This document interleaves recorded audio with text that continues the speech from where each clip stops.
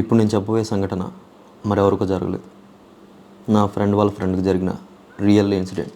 ఇందులో నేను పేర్లు కానీ వాళ్ళు ఉండే ప్లేసెస్ కానీ ప్రాపర్గా మెన్షన్ చేయదలుచుకోవట్లేదు. వాళ్ళ పేర్లు నేను పలానా పేరు అనుకుని చెప్పబోతున్నాను. సో ఒక్కసారి ఈ రియల్ ఇన్సిడెంట్ మీరు కూడా వినండి. ఆమె పేరు ప్రియాంక.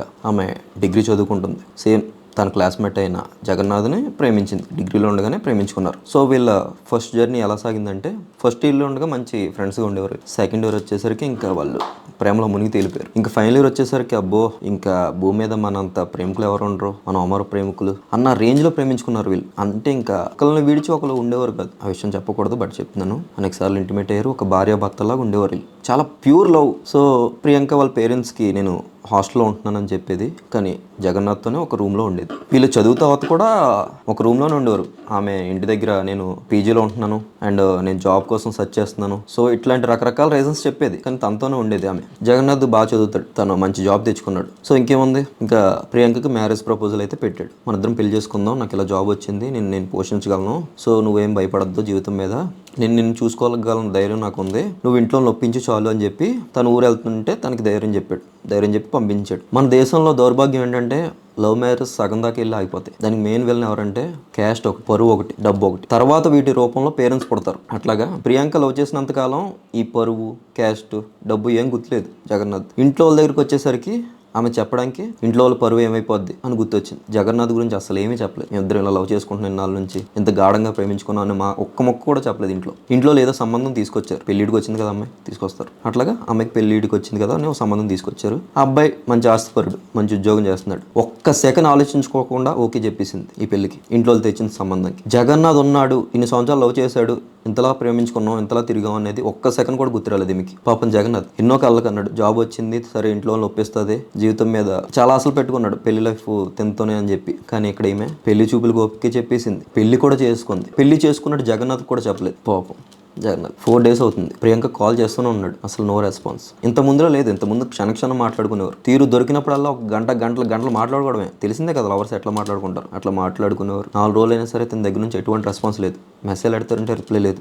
అసలు ఏం జరిగింది, ఇంట్లో ఏమన్నా అన్నారని చెప్పి భయం. ఈమె ఇంకా 5వ రోజు రెస్పాండ్ అయ్యి చాలా గమ్మత్తుగా ఫోటోలు పంపి నేను ఇలా పెళ్లి చేసుకున్నాను అని చెప్పి తను హ్యాపీగా హల్దీ ఫొటోస్, మ్యారేజ్ ఫొటోస్ అన్ని పంపింది. ఏమనుకోకు, నీ లైఫ్ నువ్వు చూసుకో, హ్యాపీగా ఉండు, నేను హ్యాపీగా ఉంటాను ప్లీజ్ అని చెప్పి మెసేజ్ పంపింది. అది చూసిన జగన్నాథ్కి ఒక్క క్షణం ఏం జరుగుతుందో, ఇది అసలు ఇదంతా కళ నిజం అని చెప్పి అనుకున్నాడు. కళ కాదు నిజం అని చెప్పి గ్రహించాడు. వెంటనే ఫోన్ చేసి నానా మాటలని 4 సార్లు ఫోన్ చేసి 4 సార్లు తిట్టాడు అనుకోండి. తిట్టి కట్ చేస్తాడు. మళ్ళీ ఫోన్ చేశాడు. ఆమె ఐఎమ్ సారీ ఏమనుకోకు, నీ లైఫ్ నేను నాశనం చేయలేదు, ఇంకా హ్యాపీగా ఉండు అని చెప్పి ఏదో ఉచిత సలహాలు ఇచ్చింది ఆమె. ఫోన్ కట్ చేసి ఇంకా సిమ్ కూడా మార్చేసింది. దీంతో జగన్నాథ్కి ఏం చేయాలో అర్థం కాలేదు. ఇంకా అమ్మాయి నుంచి బయటికి రాలేకపోయాడు జగన్నాథ్. అమ్మాయి గురించి ఎన్నో కళలు అన్నాడు. చాలా ట్రూగా లవ్ చేశాడు, చెప్తున్నాను కదా, చాలా అంటే చాలా ట్రూగా లవ్ చేశాడు. చాలా డిప్రెషన్కి లోన్ అయిపోయాడు, డ్రగ్స్కి ఎడిట్ అయిపోయాడు, డ్రింక్కి ఎడిట్ అయిపోయాడు. ఇంకా చెప్పాలంటే ప్రేమిస్తే మన సినిమాలో చూస్తాం కదా, అట్లాగా జుట్టు గడ్డం పెంచుకొని ప్రేమిస్తే సినిమాలో భర్తలా తయారైపోయాడు. ఇంట్లో అలా చూసి జగన్నాథ్ని తట్టుకోలేకపోయారు. వాళ్ళ ఫ్రెండ్స్ కూడా చాలా మోటివ్ చేశారు, మారరా ప్లీజ్ రా, లైఫ్ అయిపోలేదురా,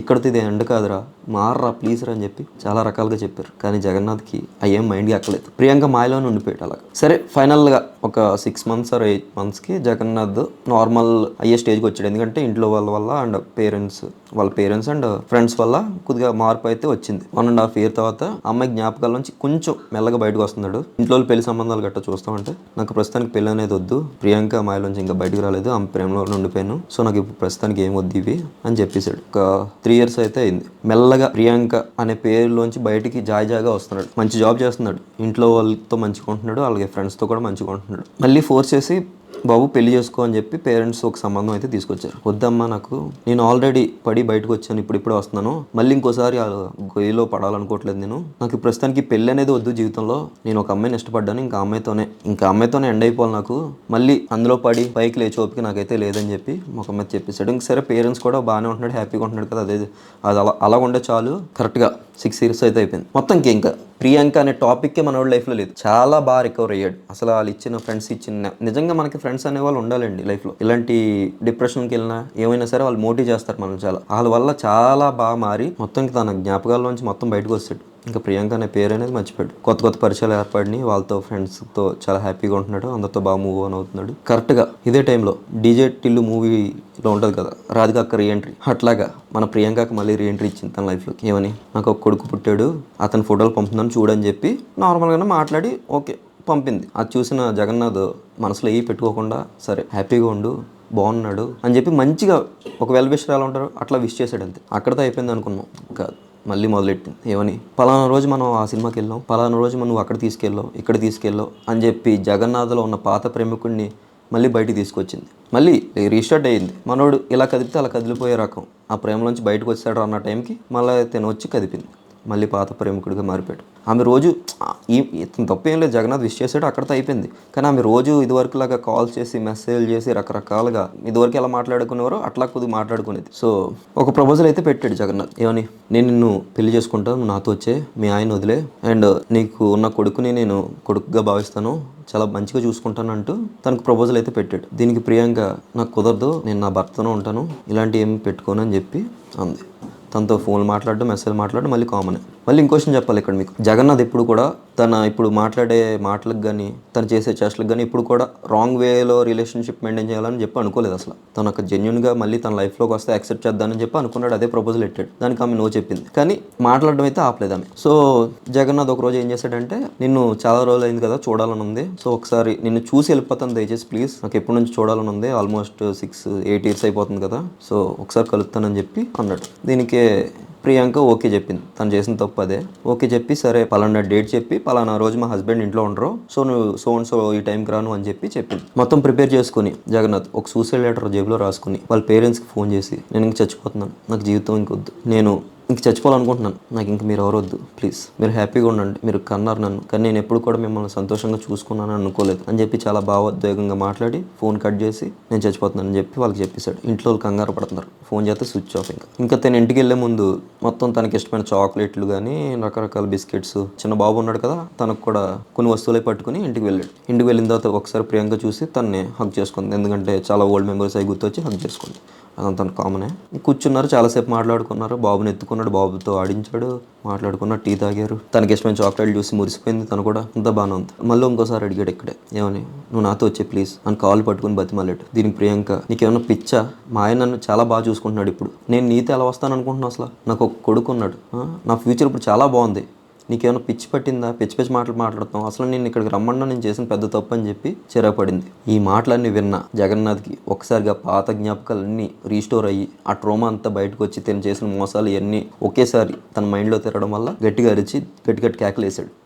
ఇంట్లో నుంచి ఉన్న ఇంట్లో అంత కేకలో ఈ పాత ట్రోమాలో ఉన్నాడు కదా, అవన్నీ గుర్తుకొచ్చి గట్టిగా అరిచాడు, ఇంకా చాలా గట్టిగా అరిచాడు. ఇంటిపైన ఉన్న ఓనర్ కిందకు వచ్చి ఏంటమ్మా ఏం జరుగుతుందని చెప్పి చూశాడు. అప్పటికి జగన్నాథ్ వాష్రూమ్కి వెళ్ళి దాక్కున్నాడు. ఈమె కవర్ చేసింది, బాబు ఏడుస్తున్నాడు అండి, సో నేను ఆడిస్తానులే అమ్మ అని చెప్పి బాబుని ఓనర్ పైకి తీసుకుని వెళ్ళాడు. వాష్రూమ్ నుంచి బయటకు వచ్చిన జగన్నాథ్ మొత్తం డోర్ అంతా లాక్ చేసి మళ్ళీ ఇంకోసారి చాలా రిక్వెస్ట్గా అడిగాడు, నాతో వచ్చే ప్లీజ్ అని రకరకాలుగా బతిమాలాడు. దానికి అసలు ప్రియాంక ఒప్పుకోలేదు.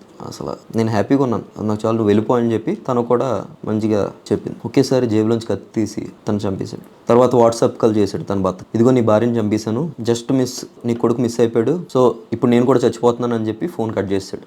వెంటనే ఆ కాల్ కట్ చేసినట్టే జగన్నాథ్ కూడా కత్తితో తన హ్యాండ్ని కట్ చేసుకున్నాడు. దీంతో కంగారు పడ్డ ఆ భర్త ఇంటి ఓనర్కి కాల్ చేసి, బాబు ఎలా ఉన్నాడు ఒకసారి చూడండి అంటే, లేదు మీ బాబు నా దగ్గర ఉన్నాడు, ఆడేస్తున్నానని చెప్పి సమాధానం చెప్పాడు. ఒకసారి కిందకి వెళ్ళండి అని చెప్తే కిందకి వెంటనే వెళ్ళాడు ఓనరు. డోర్లన్నీ మొత్తం లాక్ చేసి ఉన్నాయి. సో వెంటనే పోలీసులకి అయితే ఇన్ఫర్మేషన్ ఇచ్చారు. పోలీసులు వచ్చి బద్దలు కొట్టారు డోర్ని. లోపల చూస్తే ప్రియాంక చనిపోయి ఉంది. జగన్నాథ్ మాత్రం కొన ఊపిరితో ఉన్నాడు. జగన్నాథ్ వెంటనే హాస్పిటల్ తీసుకెళ్లారు. ఆ సూసైడ్ లెటర్ని కలెక్ట్ చేసుకున్నారు పోలీసులు. జగన్నాథ్ ఆల్మోస్ట్ ఇంక చిన్నపిల్లని కూడా చంపడానికి ఫిక్స్ అయ్యాడు. ఎందుకంటే ఆమె చేసిన పనులకి అంత ఫ్రస్ట్రేట్ అయ్యి, లోపల మనలో ఒక మృగం బయటకు వస్తుంది కదా, అట్లా చేసింది ఆమె. ఇతను చక్కగా జీవితాన్ని గడుపుతున్న సమయంలో మళ్ళీ గెలికింది ఈమె. ఇతను మళ్ళీ రెచ్చగొట్టింది ఆమె. ఇతన్ని కస్టడీలోకి తీసుకుని ఒక స్టేట్మెంట్ తీసుకుని ఇతన్ని అయితే అరెస్ట్ చేశారు. ఆ స్టేట్మెంట్లో ఏమని చెప్పాడంటే, నేను ప్రియాంకను లవ్ చేసాం, తను నన్ను లవ్ చేసింది, మేమిద్దరం చాలా డీప్గా లవ్ చేసుకున్నాం, పెళ్లి చేసుకుంటాం అని చెప్పి అనుకున్నాం, కానీ నాకు హ్యాండ్ ఇచ్చి ఆమె నన్ను మోసం చేసి వెళ్ళిపోయింది. సరే నేను ఏదోలా లైఫ్ గడుపుతూ ఉన్నా, మళ్ళీ తను వచ్చి నా లైఫ్ని డిస్టర్బ్ చేసింది. సో నాతో వస్తే నేను యాక్సెప్ట్ చేయడానికి రెడీ అయ్యాను, కానీ ఆమె ఒప్పుకోలేదు. దానికి నాకు ఇంకేం చేయాలో తెలియలేదు. తను లేకపోతే నాకు జీవితం లేదు, నేను చచ్చిపోదాం అనుకున్నా, కానీ తను చంపేసి నేను చచ్చిపోదాం అనుకున్నా అని చెప్పి స్టేట్మెంట్ ఇచ్చాడు. ఇంకా తనని అరెస్ట్ చేసి జైలుకి తీసుకుని వెళ్ళిపోయారు. ఇదంతా విన్న భర్త తను ఎలాంటిదో, తను మంచిదా ఏంటనేది ఒక క్లారిటీ అయితే రాలేదు. ఎవరైతే తన బిడ్డను కాపాడాడో ఓనరు, తన దగ్గరికి వెళ్ళి భావోద్వేగంగా తను హత్తుకుని చాలా థ్యాంక్ యూ అని చెప్పి అతనికి దండం పెట్టాడు. ఇది నా ఫ్రెండ్ వాళ్ళ ఫ్రెండ్కి జరిగిన ఒక రియల్ ఇన్సిడెంట్. అబ్బాయి తన మానం తను వెళ్ళిపోతున్నాడు, కానీ అమ్మాయి ఎందుకు మళ్ళీ వచ్చింది, నాకు పిల్లడు పుట్టాడని చెప్పింది. అక్కడితో ఆపేచ్చు కదా, మళ్ళీ పాత జ్ఞాపకాలు ఎందుకు కూర్చాడు? సెన్సిటివ్ పర్సన్స్ అనేవాళ్ళు చాలా మంది ఉంటారు, అందులో జగన్నాథ్ కూడా ఒకడు. వాళ్ళకి ఎట్లా అంటే వాళ్ళు అక్కడే మైండ్ అక్కడితోనే అయిపోతారు, తర్వాత ముందుకు కూడా వెళ్ళరు. వాళ్ళు లైఫ్లో ముందుకు వెళ్ళరంటే ఇప్పుడు ఏమన్నా గాఢమైన జరిగితే, ఇప్పుడు ఫర్ ఎగ్జాంపుల్ లవ్ జరిగింది, సో అందులోంచి బయటకు రాలేకపోయాడు జగన్నాథ్. వచ్చినా సరే తన మెమరీస్ మళ్ళీ గుర్తు చేయడంతో మళ్ళీ ఆ రూమ్లోనే ఉండిపోయాడు. ఇక్కడ తప్పు ఎవరిది? జగన్నాథ్ అంటారా లేకపోతే ప్రియాంకదా? ఏమంటారో కామెంట్ సెక్షన్లో కామెంట్లో తెలపండి. చివరిగా చిన్న మాట, villains are not born, they created by people. వీడియో నచ్చితే లైక్ చేయండి, షేర్ చేయండి, అట్లా కామెంట్ చేయండి. మా ఛానల్ అయితే సబ్స్క్రైబ్ చేసుకోండి, ఇట్లాంటి మరిన్ని వీడియోస్ వస్తూనే ఉంటాయి ఛానల్లో. So please like, share and subscribe. Thank you, bye.